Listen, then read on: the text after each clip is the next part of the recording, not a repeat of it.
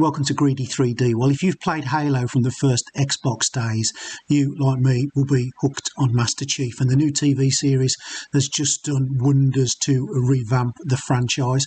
Well, today we're going to be making Master Chief. I'll show you where I got the file from. I'll show you the process I took putting it onto the printer, and we'll show you the painting process. If you like all things sci-fi, stay tuned. This is the one. I bought it on Game Body. I think it was about £15 to buy, but as you can see, it's just a nice pose, and that's the one we're going to be making today. I'm going to make it on the Elegoo Mars 2 Mono, and I'm going to upsize it to 150% of the original size to get it as big as I can on the build plate. At 150%, we got it into 3 loads, and this will maximise the size of the model that we can create on the relatively small Elegoo Mars 2 Mono build plate.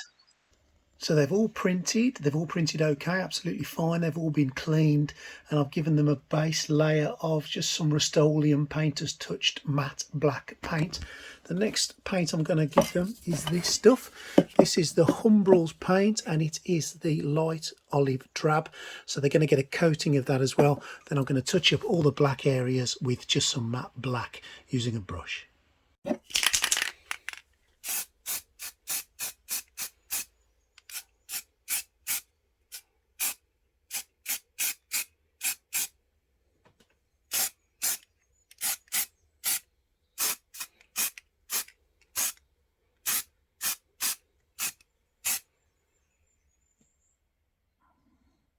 I think you agree, the effect of the green on top of the black looks really, really good, doesn't it? It just adds a little bit of depth to the green. So I'm going to turn it around now, give it another layer and another coat, and then we'll come back to it.